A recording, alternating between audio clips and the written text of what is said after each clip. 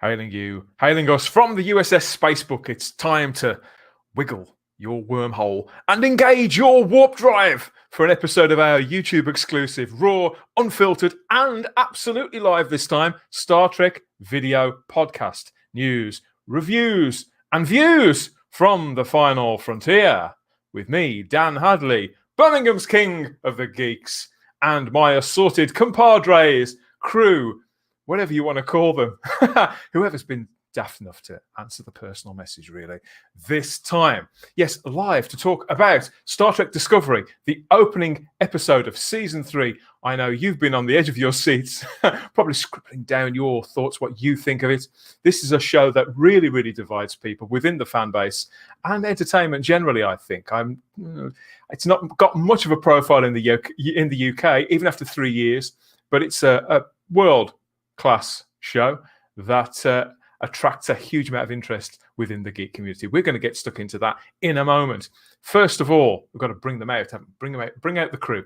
Let's start with, yes, he's Warp Drive's very own Q. Ubiquitous, all-seeing and all-knowing, and I think he can't wait to dig in with this. Let's see where the land lies with the mega geek, Ian David Diaz. Hello. Hello. How are things in your sector? We're right. I've just come off the Nostromo. Had a long sleep. It's fine. It's fine. It was fine. It was fine until I watched Discovery episode 1 of season 3. But I will tell you more later. Yeah, that's going to go. And yes, we've got 2 more people to bring out, and the chat is open really for anybody out there who wants to add their reviews, remarks, their rants or raves. Do so in the comment section. We'll flash those up on screen. If you do want to call in and chat, call into the bridge, please do. Next up, it's the reviewer of all good things and all not so good things over on his channel, the rabbi from another planet, Svila Betkin. Welcome. Hello, how are you? Oh, I don't review that many good things. I would like to review more good things. What was your intro? It sounded very suspect. Yeah. What did you say again? We had don't know what he means. I don't know, but okay, very good. Yeah, listen, though, look, good news. If anybody is chronically dealing with insomnia and they do not know how to fall asleep, Alex Kurtzman is here for you, baby. He's here for you, and he's created the blandest 55 minutes on TV ever created, which is quite and what's the symbol? Big-hearted Alex there. Thank you, Alex. It's all those poor insomnia sufferers out there now.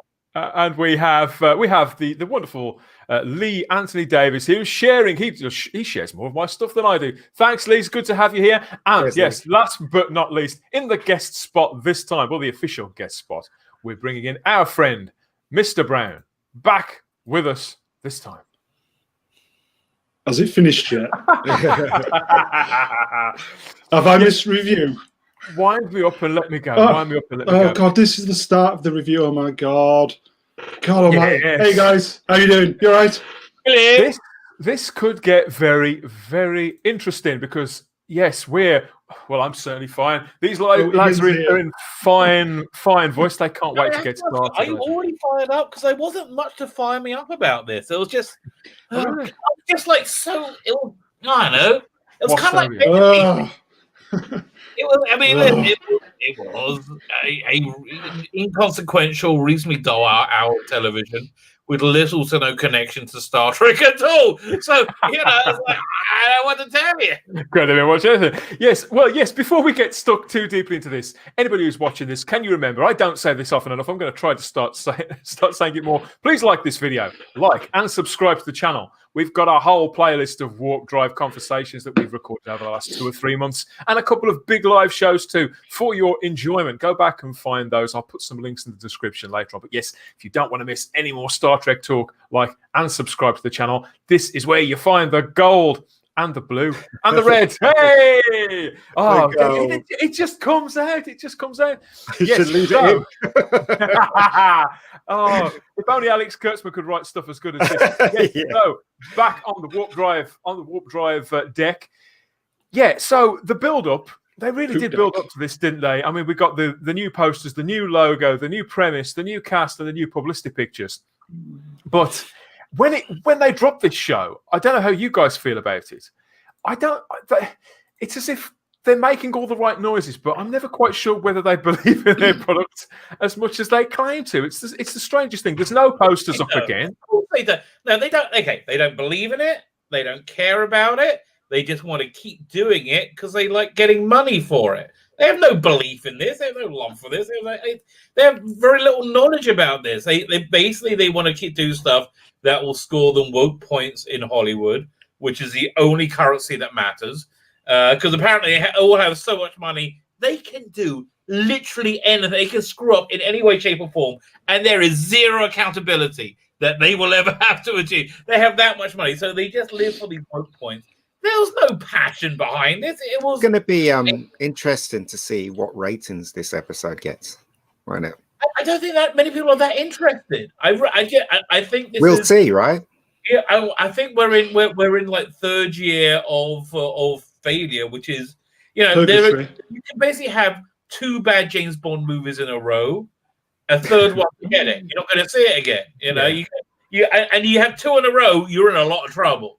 Once you got Die Another Day, you better come back with Casino Royale, right?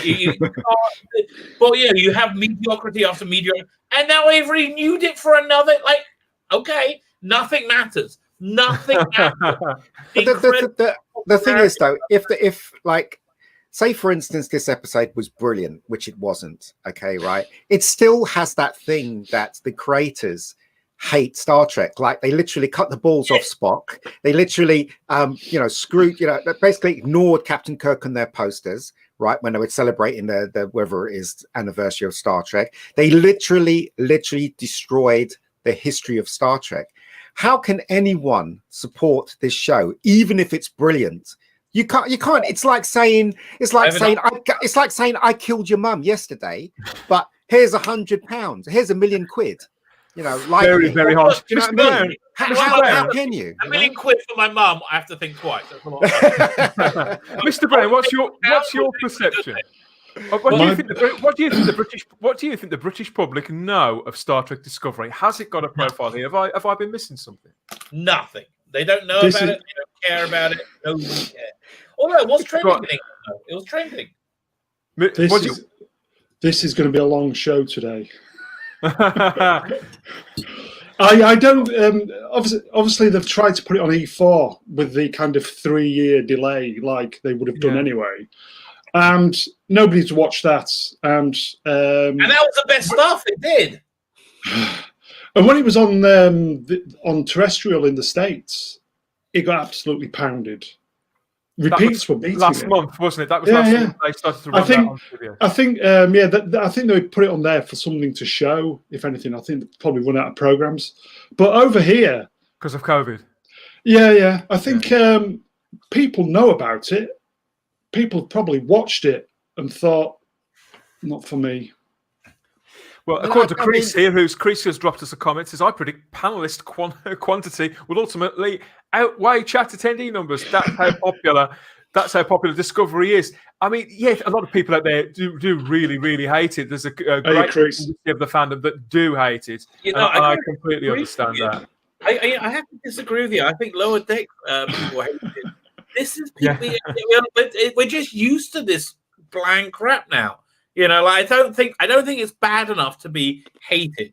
It's just because they don't do anything or say anything. Maybe they will in the coming weeks, but they don't do anything.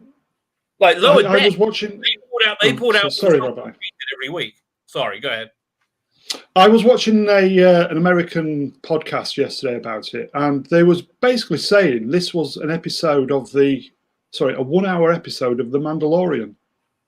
What?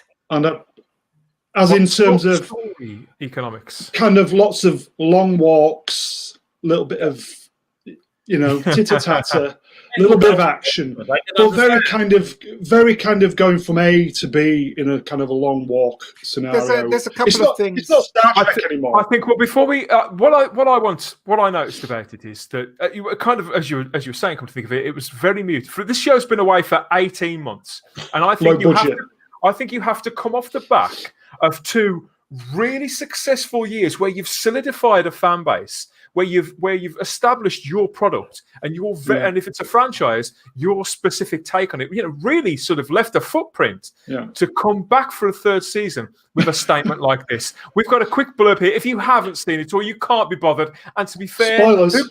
After the last couple of years, who can blame you? This is the general gist of it. The episode is called That Hope Is You Part 1.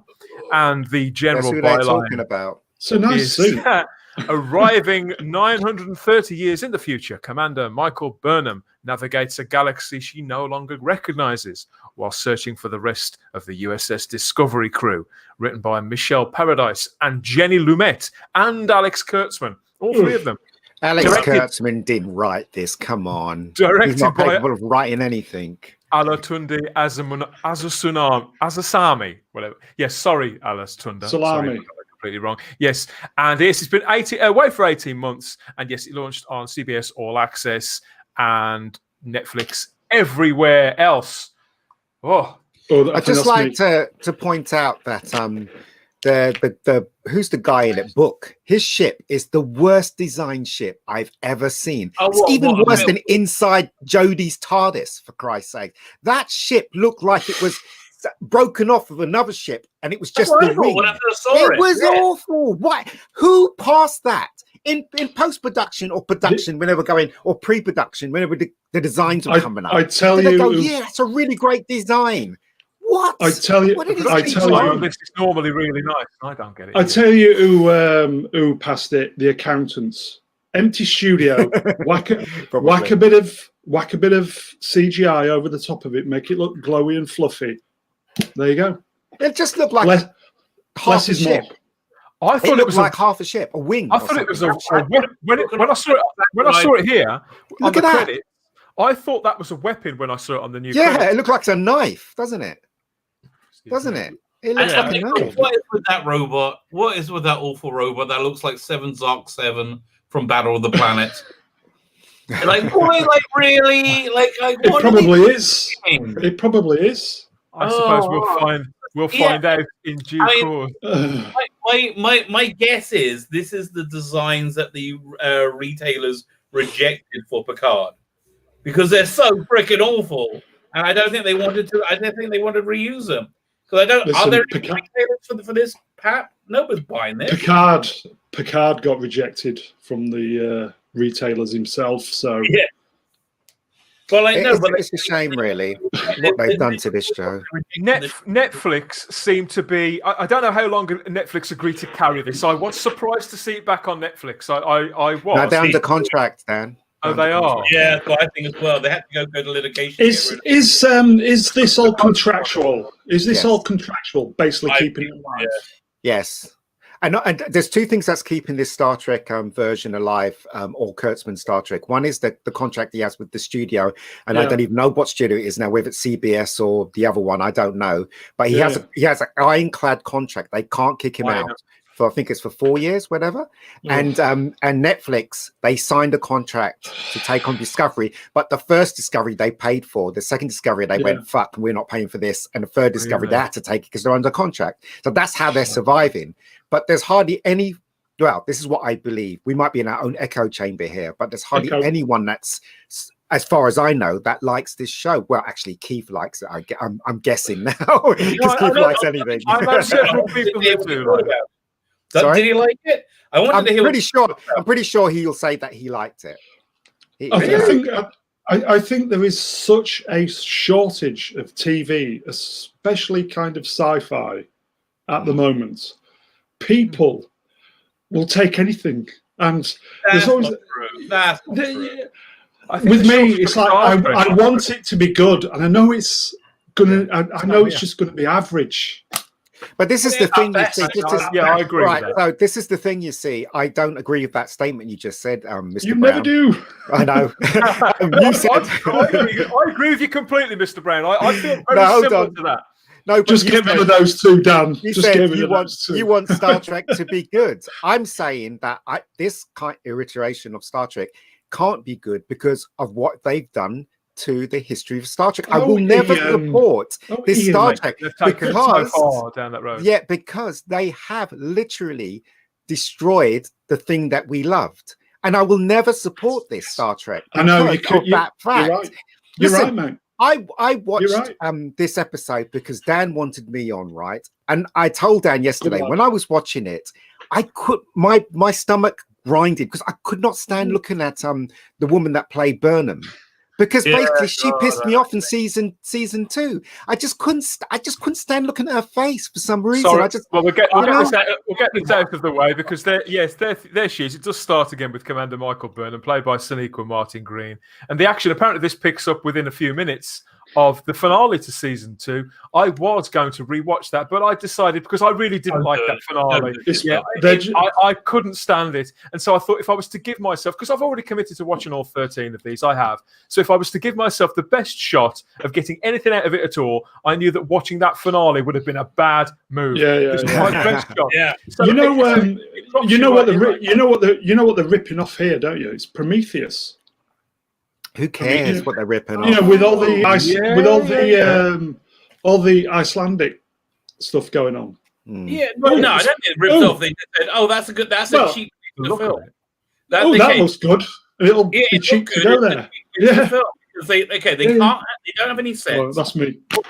Yeah, all their sets are just like empty rooms with lots of CGI in it, right? And this is their money saving thing. Look, you know, the production value is pretty good in this episode, and everything looked really nice. But as I said, right, two things that spoil it for me. One is what they did with the history of Star Trek, season 2. And just the stupidity of the story in this episode. And this is the reason why I feel so sick when I watch it. Yeah. I don't know if I'd call it stupid. I mean, maybe you've seen things that I haven't. I certainly would call it straightforward. No. Why is that guy waiting for 20 years? Well, let me just... The straightforwardness of the fact that somebody lands in a hostile land, in a universe, in a time they don't belong, and has to start from scratch. That's a fundamental, as a first sort of stepping stone into a new setup. You know, that is pretty straightforward. To meet an antagonist or protagonists, and to discover and find your way through that world. I like the way that the story just stays quite analog. But I suspect that when I do watch it again, so there'll be things, as you say, little leaps of logic, things that you've got. Well, I have considered watching it again for a couple of because don't do that. Like you were just saying, Ian. Some of these things that hit you from the construction of the plot, as it moves along like that, they're things that bit by bit you either get over the obstacles, you either go with them and get over the obstacles and maintain faith.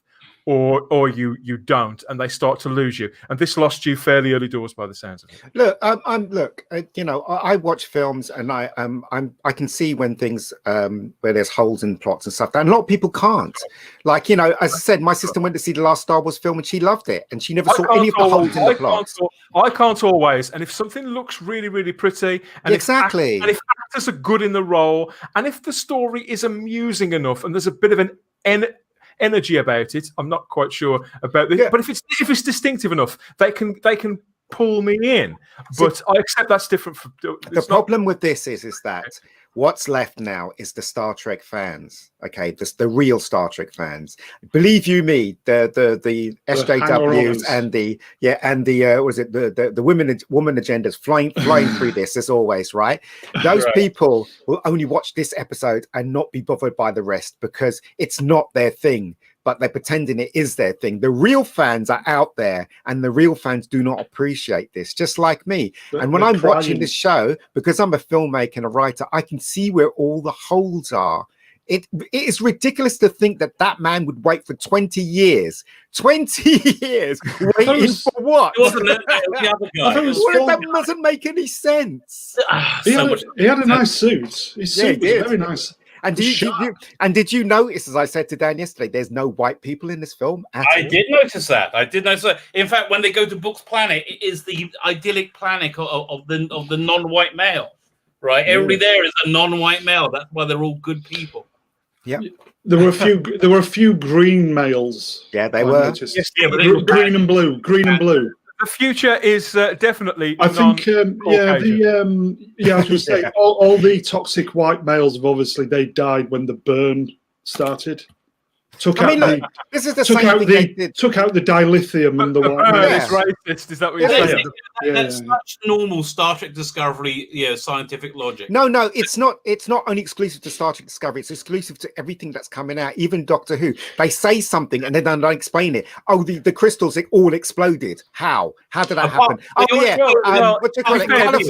Gallifrey got blown up. We blew up Gallifrey. No explanation whatsoever. Ian, let's be fair. This is the first part of 13 of a new setup. We can't expect to have all that. It's going to be a long road. A long road. We'll see, right? We'll see, right? You only want for that, Alex. But yes, you can't expect to have all that from the outset. But having said that, as I was watching this, as I watched it kick off, and we got these scenes on the beach. First of all, I still, even though I didn't go back and rewatch that finale, I think Sonequa Martin-Green is a good actress. I like her. I think she's pretty as a picture, and I think she's got a certain amount of star quality. But as Michael Burnham, she has been fiercely irritating, consistently fiercely irritating. And I think I'm willing to believe that's in the writing. And when this first started, I continued to be quite irritated by her. To the point where, whenever this lady smiles, for example, I always think there's something wrong with her. They've slipped her a Mickey Finn or something, because with that, unused to seeing any expression at all from her. But when the character meets Book, although there are, I'm sure that these plot holes are absolutely there. For me, at that moment, it was almost like, from that point in the story, I began to go with it, and it shared some of all of the baggage actually from the last 2 years. At that point in the plot, which was like 10 minutes in, 10 minutes in, it had annoyed me so much with so much stupidity that I was personally, she might be. I don't know. She's not a good actress. She does this like weird wide-eyed like acting, and she's crashing into bladder, and like she does all this wide-eyed stuff like she thinks it's good, and then she like that the picture you're showing when she's like going, there are people here, and she's very earnest. I agree with Dan. It's not earnest. I think it's not her fault. I agree with Dan. It's the writing. It's basically the situation they put her in. She is a competent actress, definitely competent. And you know what? If I was making a film and I offered her and to be in my film, I would take it because she's a competent actress. But it's not her fault. They are surrounded with stupidity. Management is stupid. The people that are running the show is stupid, and the scripts are awful. How many holes could you point out in this episode? It's ridiculous to think. But anyway, they started to lose me a little bit. As I say, when she first met this new character, who I've never seen this actor before, so for me, I found him instantly believable as this nomadic kind of figure. But within minutes again, what did start to lose me was the fact that we see this woman who is 5'1", I would imagine, bestest ever, very, very.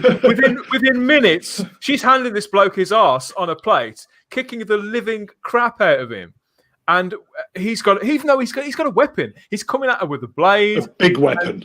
She can't seem to remember the fight moves properly, and yet she's kicking him in the head and all that sort of thing. And again, it's this whole strong feminine thing. Sorry, Mr. Brown. It's basically simple, Dan. She is the bestest ever. Which, to the writers, it's this is amazing. This is fantastic. I think we're 3 years in now. We're bored of it, and I think because everybody equates her with being the bestest ever, that I think she's a good actress. They all are.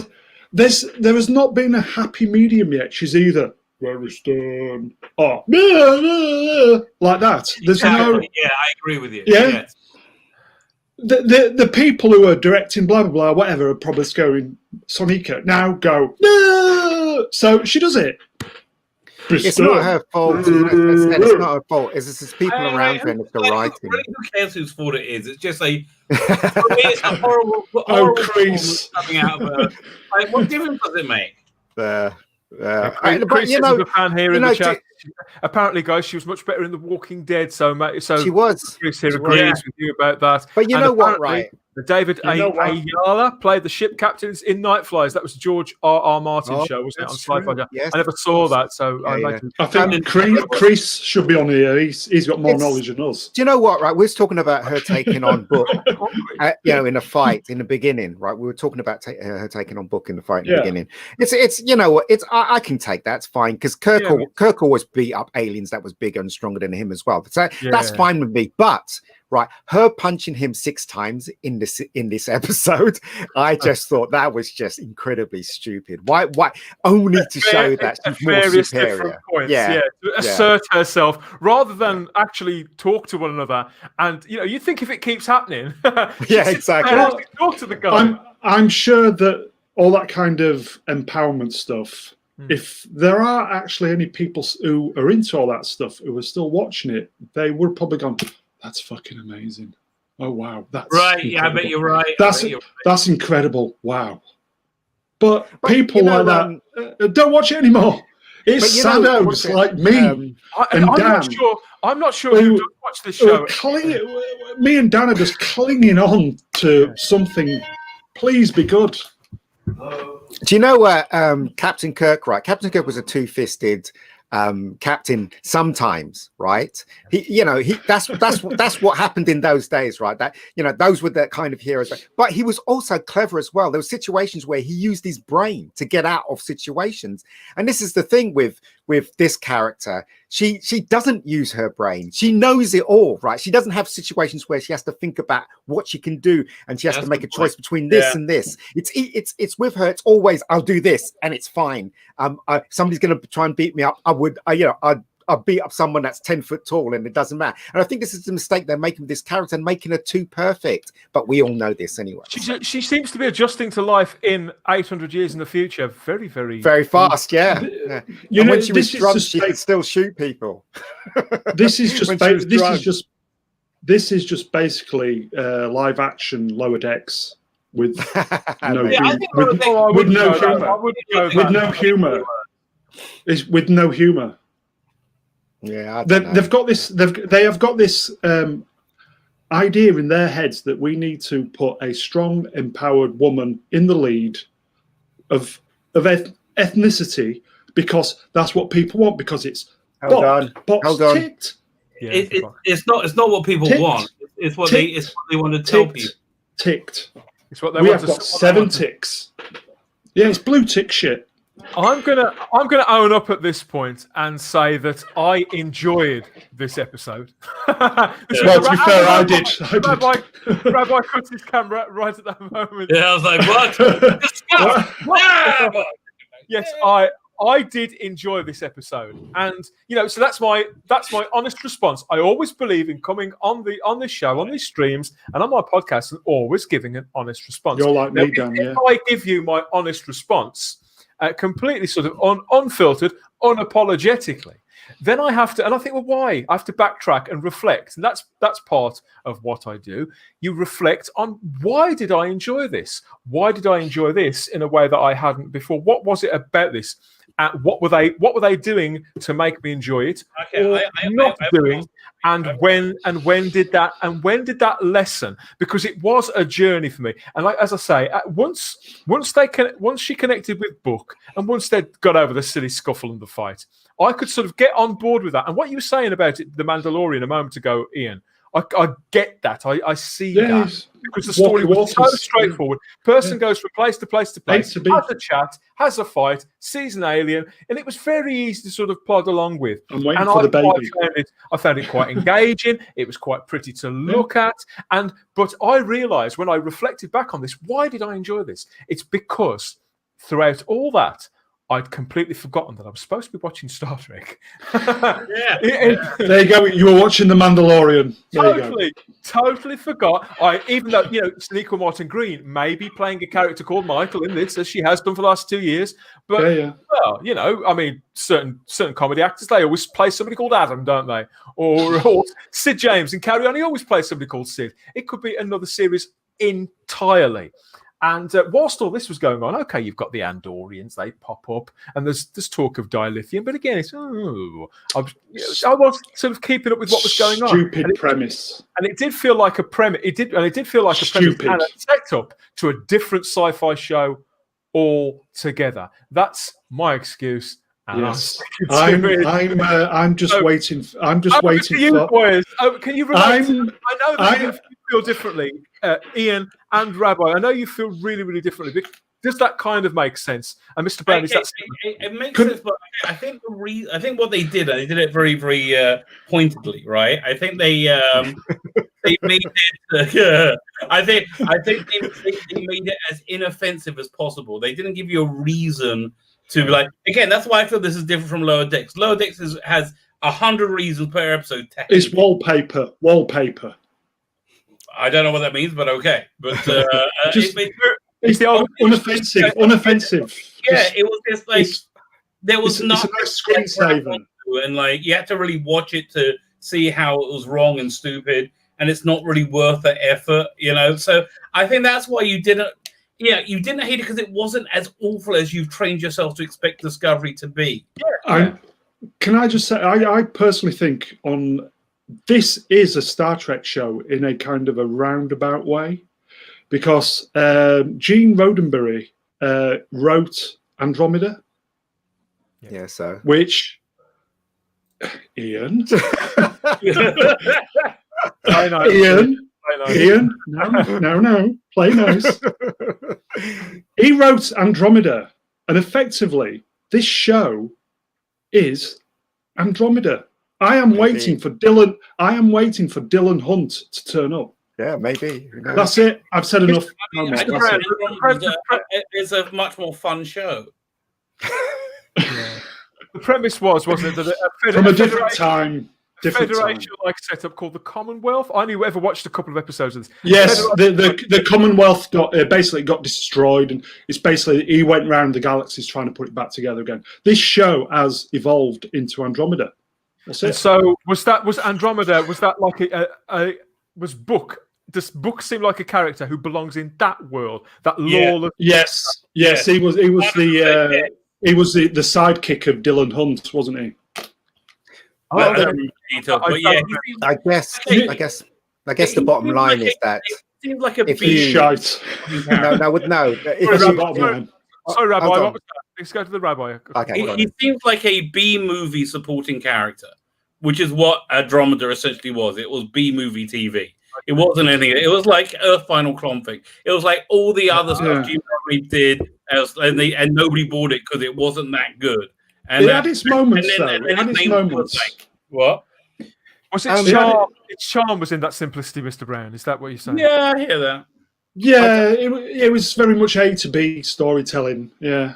I just think that it wasn't my bag, though. With this Discovery thing, as I said, right, I can't support Discovery because of what they've done to Star Trek. And if I understand that you enjoyed it, Dan, and if there's fans out there that enjoyed it, that's fine. That's great. But for me personally, as a Star Trek fan, I cannot support nonsense like this. I really can't. What they can do to get me back as a fan is to literally destroy this version of Star Trek, right? Set back what it was, and give Spock his balls back. To just completely ignore this version of Star Trek, and then I'll come back. But bring back. I am not.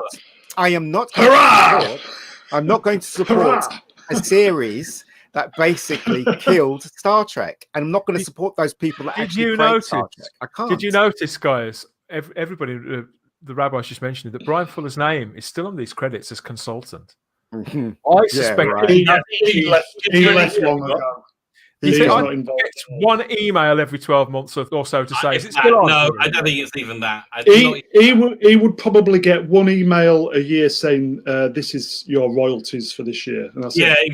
exactly, and he'll be happy with it. Dan, I want to ask you: did you Yes. like this? Did you enjoy it, or did you find it non-annoying? Like, Now, that's what I was hoping to try and work out by watching it again. And the reasons why I haven't dedicated man, Dan. Let me tell you, is because I simply haven't had time. But there's also that I know in the back of my head, I know that what Ian is saying, because this has happened to me numerous times, is I've gone back and watched stuff. It's happened particularly with recent Doctor Who, when I used to bother watching those twice. And all the other, I've watched a couple of episodes of Picard twice, and Discovery, and other sci-fi shows for various things I've done. And just as you've said, Ian, that second time, the plot has just, all those holes have just widened and widened. And I've just seen it on different levels, because the entertainment value, in inverted commas, and the novelty of either something being back or something being new, and what's this setup? Who's that? What's that? Just clocking things and taking them all in. That's subsided. So I'm left with the basics, Ian, that you, as a filmmaker and a writer, you have that very much at the forefront. I need normally a second watch. Something has to be really bad. We're talking Chibnall bad. For it to be clear. Jesus. That'd be really bad. Normally, Discovery delivers that. Normally, they deliver that in space, right? I mean, like, listen, season 2 was like one of the worst things I've ever seen. It was appalling. I watched season 2. I watched it twice. I'd like to say that I'm a true fan of Star Trek, Star Wars, and Doctor Who.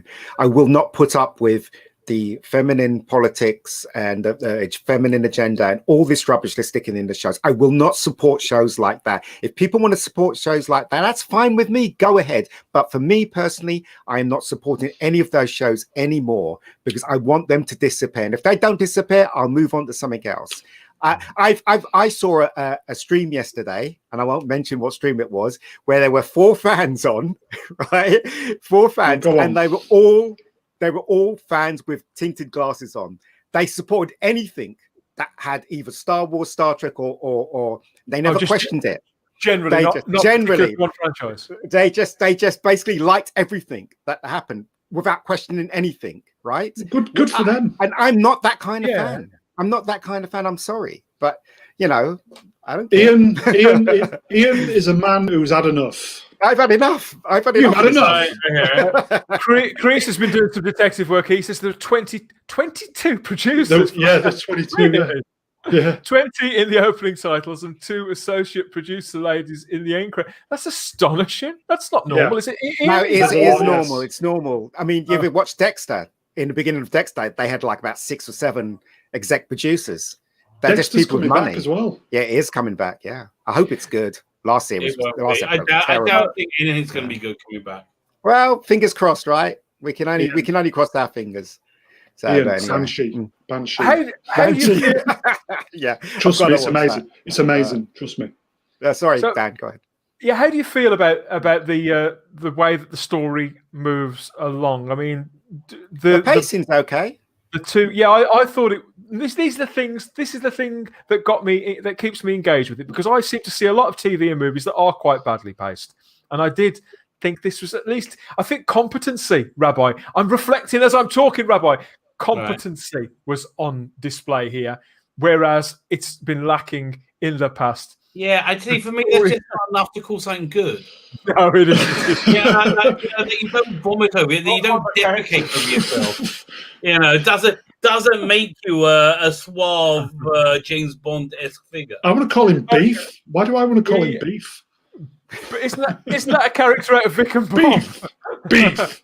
So yes, we find out more about this book character as it goes on. Once you stop punching him for 5 minutes, he gives him this appalling rash on his forehead where she's punching. Yeah. Wait, you missed out. You missed out the whole bit where they're in the aircraft hangar with lots of CGI going on to make you not notice they haven't built any practical sets. Yes, those are the same accountants. That was the same location as the last season as well. That place with that place with the arch. That was the same place where the Red Angel suit was last year. See, there is a white guy, but they put stuff glued him up. Yeah, listen, they glued him up, mate. More clearly white male, right? But what I didn't dislike any of this. It was very. Oh, wait a minute. What it reminded me of. You didn't dislike the Burnham High acting, where they dosed her with that. It was the extreme of the. It was the extreme. And what did she say? What did she say in that bit? She said, "I saved everyone." He said, "I saved the universe. I saved everyone." Bestest ever. She's the bestest ever. Bad. What this reminded me of was Babylon 5, the location, all the various marketplaces, the gas everywhere. Much more like Babylon 5 than Deep Space Nine, I thought. Daniel, how dare you soil Babylon 5? How dare you? How dare you? You know what? Sorry, Rabbi, what was that? I was agreeing with Mr. Brown here. That's thank you, Rabbi. I love you. Don't forget. This is Babylon 5. Now, Babylon 5 was a little bit ropey in its last season. And ran out of stuff in the last season. But, that alien behind the blue guy, the picture, the closest picture, he was in one of the movies, right? No, alien. Was he? Was it? His character name was Morn because he sat on the bar at Quark's. And he was never a speaking character. That's why they called him Morn after Norm from Cheers. Oh, right, okay. It could be the same guy. We don't know how old they are. Could be the same fella. He's 800 years old. Character arc came to fruition. You see, this is the thing, right? So Burnham, before the actual Star Trek started with Kirk, she kind of retroed that and turned it into a big feminine fest, and now she's gone into the future now, and she's literally destroying Star Trek. So she's destroyed the past of Star Trek. Now she's going to go in the beginning and make mold Star Trek into Kurtzman Star Trek, and this is what they're doing. I want no part of it. Ian, don't forget the future is not set. Yeah, so to that. That's a point. Now that I think that is a really good point. It's a point that I wanted to get around. Thank you, Daniel. Because I think that one thing I noticed about, they talk about time travel in this, back in that scene, back at the marketplace or whatever it was. They talk about time travel technology's all been destroyed and outlined. Now I know there's been time travel in Star Trek. It's been integral to a couple of major instances, that Star Trek 4 in particular. So I know that there's time travel in it, but it's not something that generally is the domain of time travel. And when they do it, it's not in the way that Doctor Who does it. I never get the impression that there's a web of time with fixed points here and cause and effect and the timey-wiminess. I'm sorry I've had to say that, but I can't think of anything better. The timey-wiminess. In Star Trek, I always feel that it's very much in a straight line. It's completely analog. And it can, as you're saying, Mr. Brown, that this may be just a possible future that, I mean, I don't know where they're going to go with this, whether Discovery is going to remain this far in the future. Listen, or if they're going to. It boils down to the fact that if a new show comes on, new producers, new show writers, the future will be different. So. Yeah, but they respect the past. That's the difference. They don't respect the past in this at all. Well, no, that's true.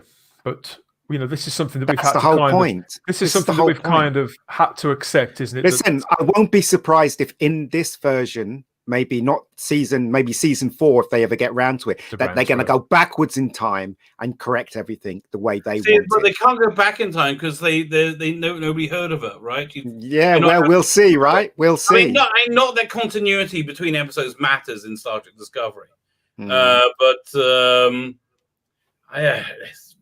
That's what I'm saying. I don't like this at all, right? And even though the episode was okay, it still had a lot of holes in the plots, and I just can't support something like this that destroyed what I loved. I just can't do it. So I won't be back next week, unfortunately. All this stuff on screen, it's so unrecognizable from anything in Star Trek. And I think even you could say that a lot of what we saw in the Next Gen, when that kicked in, a lot of that was massively advanced and not what was released in Star Trek. But it did, exactly. There was still continuity there. Like the ship design. What are they thinking? What are they like? I have You know, no there is- idea. It's minimal design, so you basically can just do 4 walls, put a few glowy CGI Yes, right. things on it. That's right. It's cheap, Rabbi. It's cheap. Well, that's what There this is. There is no money in this show, and you can tell. Yeah. I think they've spent all the money. They haven't got a pot to piss in. The scenes on the beach with the creature that Book is transporting, those are spectacular when it starts chewing people up and spitting Burnham out. Sadly, it's about Burnham out, Ian. I don't know why it chewed her and swallowed her, and that Bad that'd be taste. that. Bad taste. Bad taste. Bad taste. Indigestion, mate. Yeah, indigestion. Oh. There is. Is anybody okay? We've got Book on screen here doing his Beef. This character. We've got Beef on screen here. this character. I think he's supposed to be some sort of nomad and some sort of spiritualist, and we don't know whether this ability that he's got to tap into nature is some sort of bioengineered thing that he's been bestowed, or if it's natural, particular to his species. Yeah, it is. He said that, didn't he? He said that it was particular to his nature. Remember, he was saying that it skips a generation, but he got it. Remember, he said that to her. Okay. I didn't wonder. It's interesting though. There's a part in it where Burnham, after Burnham tells her she saved everyone because she's the bestest, that when he's on the planet of the non-white males where everybody's happy, he turns to and thanks her for saving her. Like, and I realized then he's not thanking her. He's making himself out to be as an acceptable male, because the male is what is realizing the greatness of Michael Burnham and is proffering himself properly to her, which is what they have to do, right? So that he's not thanking Burnham. He is the acceptable face of masculinity now, thanking women. Because Burnham is for women. I didn't like the ending either. The ending really pissed me off. We'll come to the ending in a moment. But yes, the balance of the character of Book. I thought this guy was good. I thought he seems a good actor. He's got a lot of charisma, and I think he got a certain amount of chemistry out of Sonequa Martin Green, who at times playing this part. We've talked about how she's ranged from the appalling to the okay. I thought it was good. And he did seem like a character from another show, but that might not necessarily be a bad thing. I'd hate to think that they're gonna, as you would say, Ian, completely remove this guy's nuts as soon as he stepped on screen, because he did. Within the 50 minutes of this episode, he went from being a possible sort of Han Solo type figure to, as you say, being a little bit schooled and being a pussy. He went to being. Well, he's got one a pussy. In the shot, isn't it? He's got a pussy. Yeah, his pussy's poorly. I don't see any charisma chemistry between him and Burnham. Not at all. I don't see any of that, what you're saying, Dan. But hey, if you see it, that's fine with me. But I don't see any of that stuff. He's okay as an actor. He wasn't, he was on screen for a good amount of time. I didn't warm to him at all. Oh, I did. If he was like a Han Solo character, probably would have warmed to him even more. But everybody knows that Han Solo characters do not exist in sci-fi anymore because of the women agenda. So there you go. I certainly compared to her chemistry with Shazad Latif, who played whatever his name was in seasons 1 and 2, the guy who was a Klingon and he's now a Federation. I can't remember his bloody name. They had no chemistry whatsoever. Ian, were you angry watching this? No, I wasn't angry watching it. I was. I got to admit, the stuff that's happened in real life. Solid this episode for me. What Kurtzman done and what they did to Star Trek and all that. It's solid the episode for me. So, but the thing is, I can't shake that because I love Star Trek. So same that's what spoiled the episode for me. I mean, just look at this set. Look at this set. It is made up of bits and bobs from other sets. I don't think they fabricated anything original. It's empty. It's cheap. Sad. It's much like Star Trek fandom. It's empty and sad. Cheap, empty and sad. That's bad. And what's with the cat? Is that something for Tilly to this bond? I like cats. I like cats. Fuss over at a later date. I've got 2 cats. As I said, right, the episode was okay. It had a lot of holes in the plots and stuff, but it's, as I said, it's the history of Kurtzman that's spoiling this for me. And unfortunately, I will say it one more time, I cannot support something that destroyed real Star Trek. I can't. When you think about it, the burn, which is something that happened that effectively destroyed all the dilithium in one. What a stupid idea! In an instance. But not all the dilithium. They still have dilithium. They can straight away. There's a fucking plot hole there. Yeah, sorry, I don't care. Sorry, I really don't. If resources are low on this planet and they need, like, they don't have anything, why did they get rid of that Iron Man suit? It was made out of, like, it was. Yeah, the first 10 minutes was Iron Man. Right, why Tony Stark? That's something they could have traded. And how is it in a post-apocalyptic Federation universe that the antique market is still doing really? You don't need fuel. You can't talk to people. You know what? Because it's convenient to the plot. This has just reminded me of what happened in Star Wars when Kylo Ren said, "Let the past die." Right, it's the same thing with this as well. The Lathan Christians blew up, and the whole of the Federation doesn't exist. Let the past die. They're doing the same thing.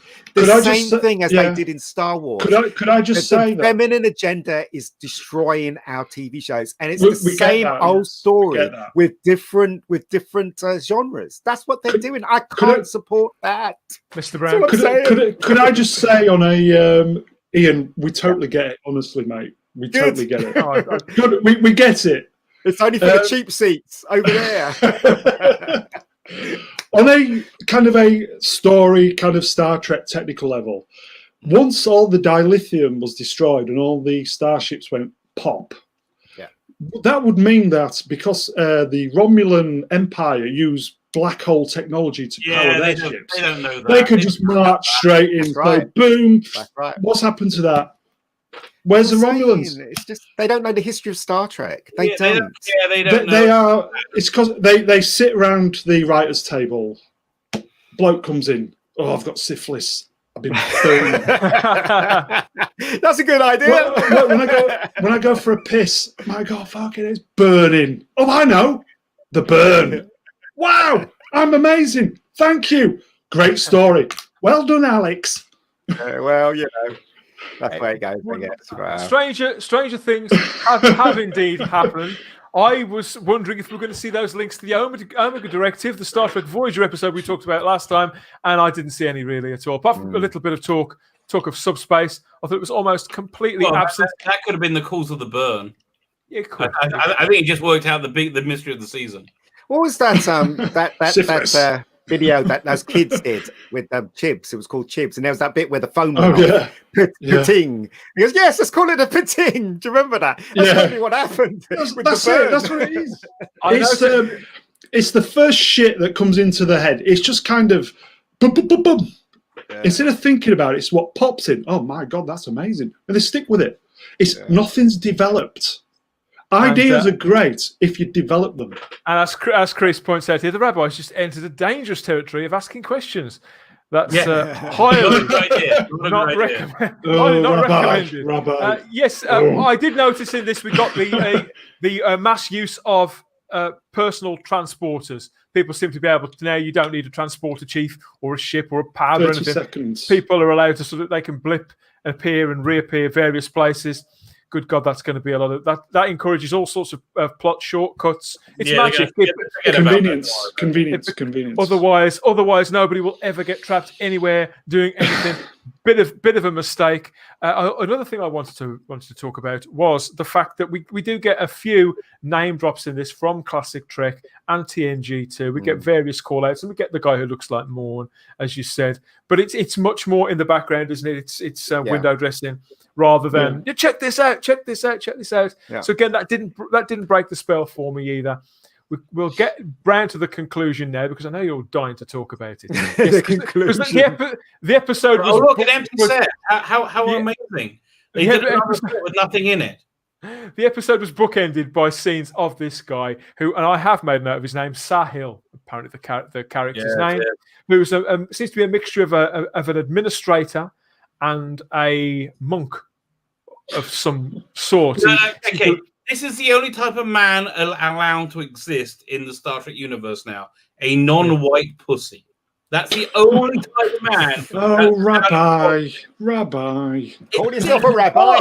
He spent his days. He spent, was it 40 Rabbi. years? You're right, but Rabbi.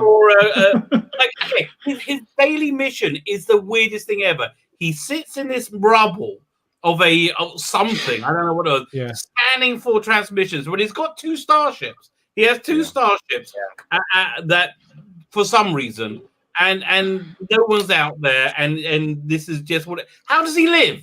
Like, what food does he eat? Who does he interact with? Like, what? He seems to. That's why it reminds me of a monk of some sort. He seems to live very sparsely. His technology just creates whatever he needs to brush his teeth. Brush his teeth or wipe his bottom, and then he goes to work and waits his vigil out. I would imagine all this tech that we're seeing, same with on Book's ship, it's supposed to be an evolution of 3D printing. I would say I'm not quite sure about it. I find it desperately uninteresting. And sets like this, as you've all said, I mean, they're stark isn't the word. Because there's no money, or there's no money that can be used for sets. This is how bad it is. They can't even afford a fucking table for the set. That's how bad it is. I think that is a real table, but also the fact that it's that's a CGI table. No, Mr. Brown, it costs more to do CGI than it does cost build sets. I'm sorry to bust your bubble. Yes, no, it does. It does.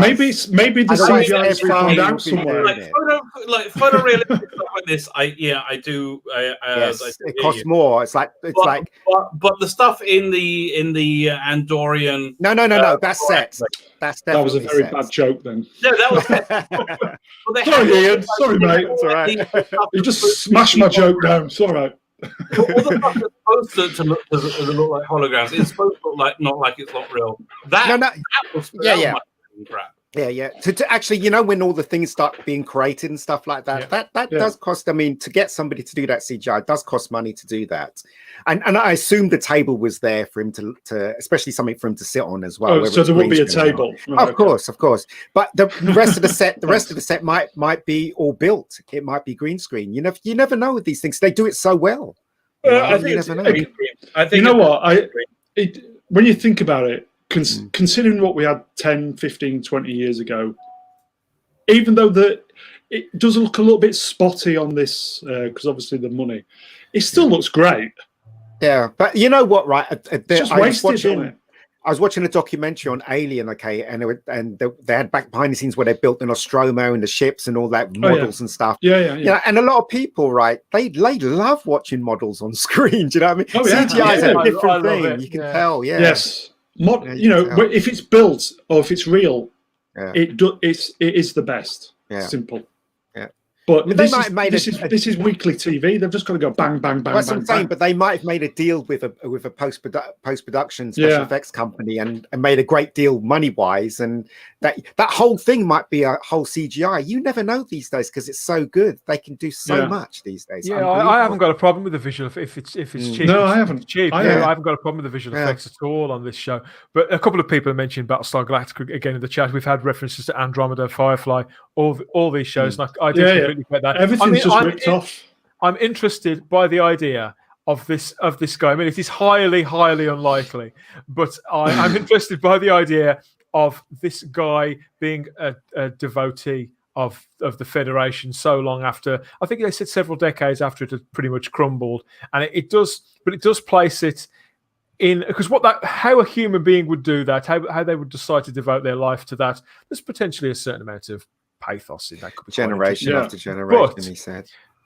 The idea of the Federation almost sort of evolving into a religious order, and these characters going on some sort of crusade. That is, you see, this was the point where, and I thought this guy, who was playing this character, I've got his name somewhere, but I thought this actor played his part really, really well. I thought he was the most believable part of all of it. It felt very, very human, even though he didn't say a great deal. I believed every word he said, but of course, at this point, when he unrolls his flag, which is his sort of almost like it's like the Shroud of Turin or something that is, some sort of relic for him. But once that flag's unrolled, I remember that I was supposed to be watching Star Trek again, and that was when it started.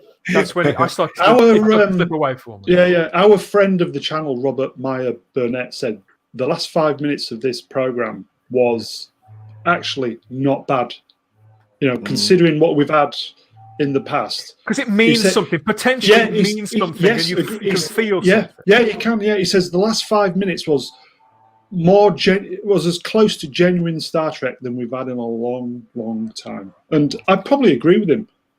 I would. I see entirely what he means. I can see. It's not perfect, but it's near.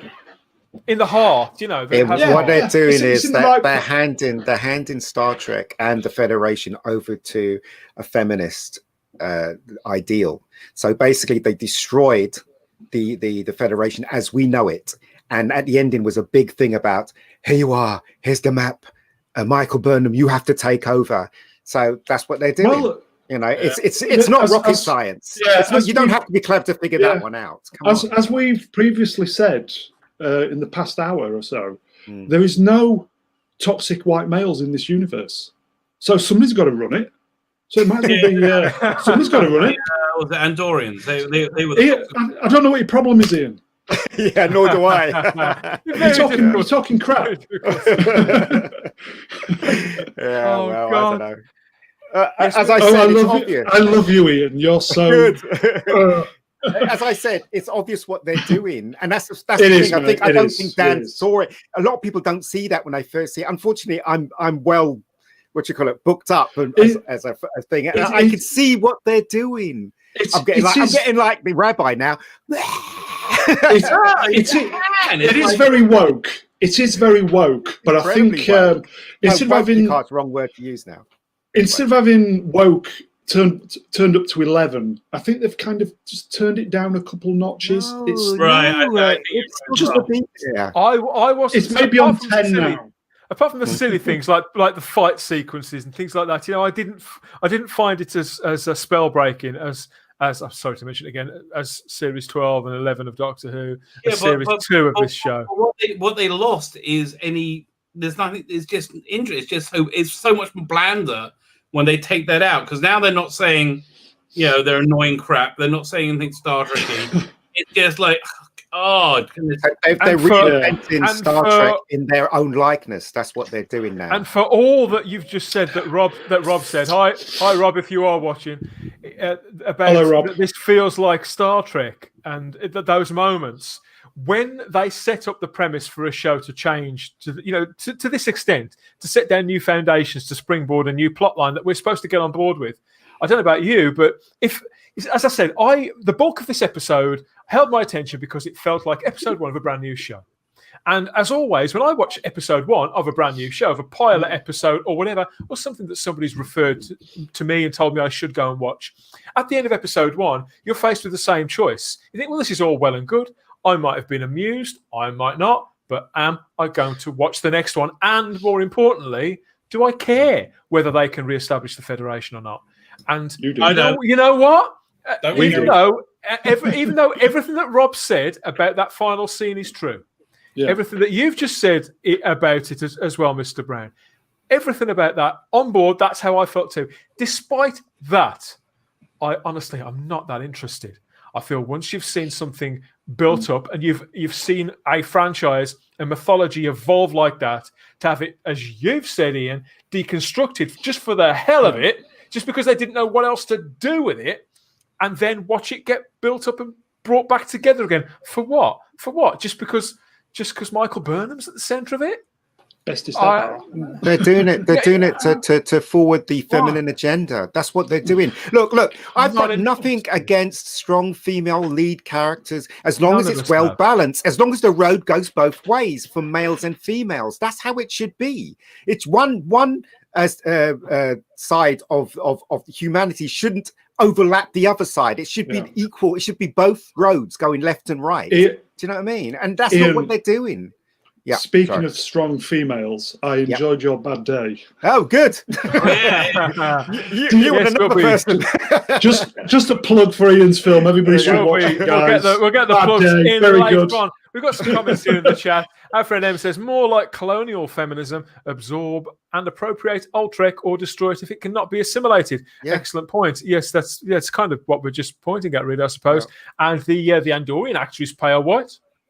I will just the premise of Star Trek Discovery season 3, as for now, is a literal amalgam of Andromeda's seasons 1 and 5. See, I only ever lasted 2 or 3 episodes of Andromeda. I thought it was kind of like you said, Ian. It was cheap and cheerful. There were so many good things on at the time. Yeah. I couldn't really justify watching that in the average week, but I will go back and watch it. I was just about to say, Dan, the scene around the table, that's when Star Trek Discovery became Star Trek Andromeda. I think Gene would have probably approved of this, but obviously he would have got residuals from it. I'm sure one of Gene's sons involved as a producer, isn't he? One of the Roddenberry's in. I'm sure one of the Roddenberry's involved. You know, when they took on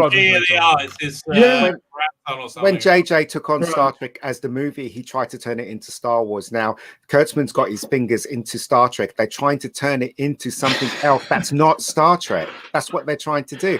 And they're trying to drive the feminine agenda into this new show. Again, even more so now by eliminating the Federation, by making Burnham the head of the new Federation, which is basically saying, let the past die, like they did in Star Wars. So that's what they're doing. And as I say, good luck.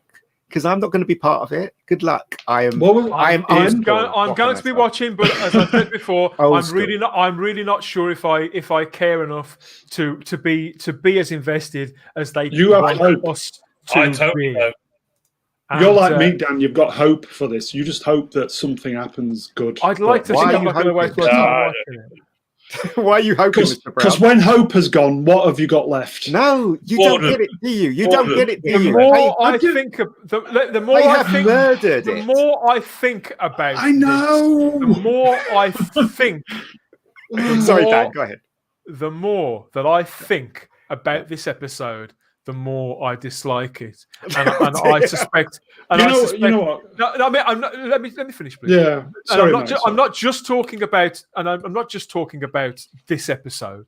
I'm talking about the conceit behind it. Yeah. Because Ian, of course, you're right, Rabbi. Yeah. Of course, exactly. These are the things that are being done. These are the reasons why.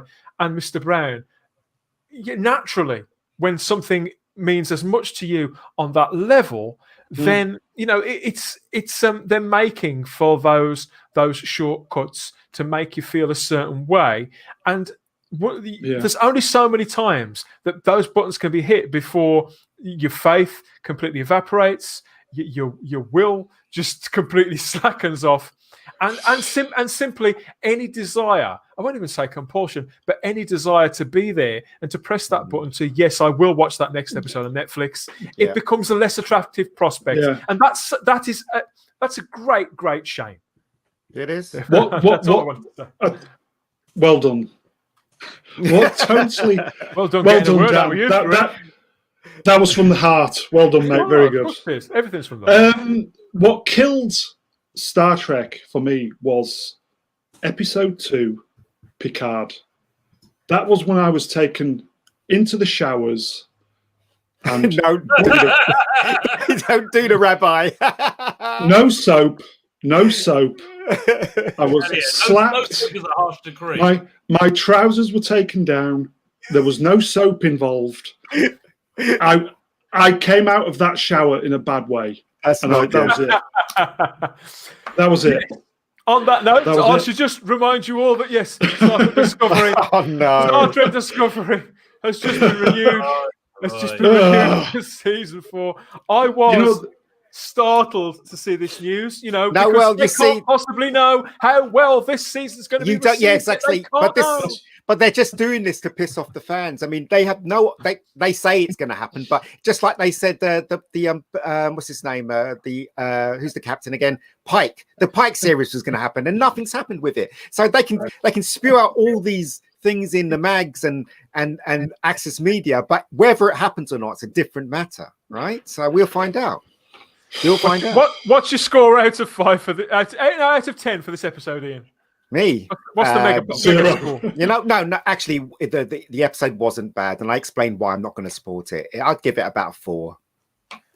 Where do you stand with this? Where do you stand with this one, Rabbi? What would you give it? I think 3 or 4. Yeah, that was worth. Not the worst thing. Well, Mr. Brown, what's your score on this one?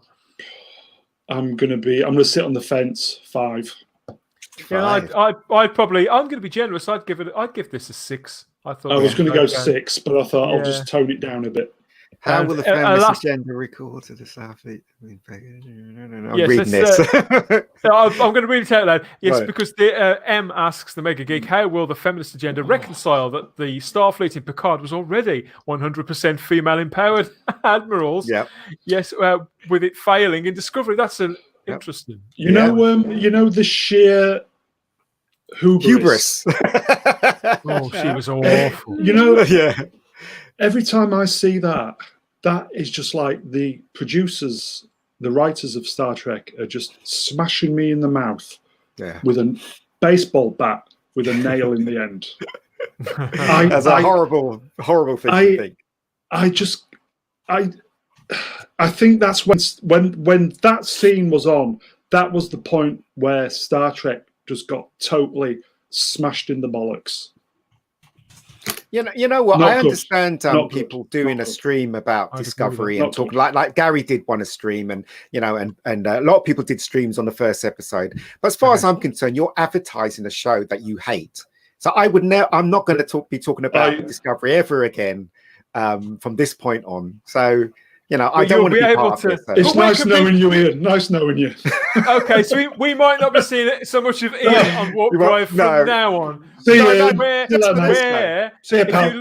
you look at the banner across the bottom of the screen, you'll see that's Ian's channel, the Rebecca Gold channel. The link is in the description. What can people find over there, Ian? They can find Rebecca Gold, which is a 5-part web series, award-winning 5-part web series, and there's a couple of films, and there's Killing Zone, which is a film that I shot over 20 years ago, and a film called Bad Day, which I shot over 10 years ago. First venture into digital domain with digital shooting, and that was 10 years ago. And look how changed digital shooting now is. Much better now. So anyway, they're good films. Go and watch it. Tune into my channel. Very good film. Bad Day was excellent. I can vouch for Bad Day. Thank you. Really good. There you go. And over to you, Rabbi. What's going on your channel this week? What fun are you having? Lots of comic book stuff's going on this week. Listen, I'm gearing up for my. I'm planning on launching an Indiegogo comic campaign in December. So I want to launch this sign up thing by Halloween. And so I'm really wrapping up the comic book stuff on it.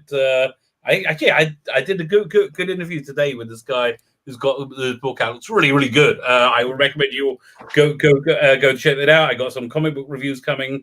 I just uploaded another video where Scream went with desperately trying to fit Chris Chibnall's Doctor Who into canon, and I was everyone they did. They make too many of those for me to keep up with, and it's getting kind of boring. That's been. Oh, and also the game shows that you host a game show. That was very good. We called them. Oh yeah, we have my teammate, Mr. Brown from last week. The only crumb of comfort, because I was really appalling on that show. The only crumb of comfort from that show was knowing that Rabbi was just as shit as I was. So there you go. It was good fun. It was good fun. Don't miss that. And people can find you in the Doomcock's camp, can't they? You're doing a few streams with Doomcock lately, Mr. Brown? Yeah, I did his birthday show because I do some artwork for him, and he kind of likes it. So he invited me on. Terrific artwork. It's great stuff. It's lockdown creativity. What can I say? If you're on lockdown, everybody, be creative. When you go to work, going to work smashes the creativity out of you. There you go. That is very, very true. We've got a couple of final comments here. Hey, Liam, great talk there. I think that's a final shot for the Mega Geek there, and a good luck, Rabbi, from Chris. Top man, Chris. M says, I hope Rabbi apologized for Oh, that's ridiculous. And yes, okay. Talking about lockdown crate. I did. I felt so bloody guilty. You were on my stream as well. You heard me feel guilty. No, nobody's stuck. Listen, talking about lockdown creativity, I want to draw your attention to this over on the channel. Teleport, a Blake 7 podcast. I've recorded some fantastic conversations. I know they're fantastic with people from the world of Blake 7. You can hear those on the 7th of every month going forward from now. Yes, great conversations with good people from the fandom of Blake 7 and people who actually made Blake 7. So that's coming up. Don't miss that. Subscribe to the channel so you get those. What else have I got? Let's have a look. Yes, the Spacebook Listed finally launched. This is the channel's flagship show where semi-regularly myself and anybody else who fancies an hour of nonsense. Yeah, good show, good show. I think it's one of the best shows I've ever made. It's myself, yes, the Mega Geek. Ian was on there not being as negative. The wonderful Samantha Joe from the Valkyries. She was my guest on that. And together we feast on 11 seasons of the X-Files in just 75 minutes. We go through it all. We laugh, we cry, and we geek out. And yes, there's more coming up. We have already recorded further episodes of this, and there'll be more on the way. Not quite sure how regularly, but this is the flagship show of the channel. So you'll be getting, hopefully, lots of them. Past, present, and future sci-fi, fantasy, horror, whatever else in all mediums. Keep a lookout for it. I had a good time. Subscribe to the channel. Yes, it was a good good laugh. Thank you. I know this has been somewhat of a trial. The rabbi's still shaking his head. I know this has been nightmare. Yes. I know this has been somewhat of a trial. It's been a great show because on the left of the screen you've got the positive side. You and I. Bollocks! That's absolute bollocks. I'm positive. On the right side, you've got the mirror universe. I don't view it that way at all. But exactly, I'm very positive. I want the show to work. I know you do, Ian. I know. Iteration of the show at all. I know. I want Star Trek back. I want it back.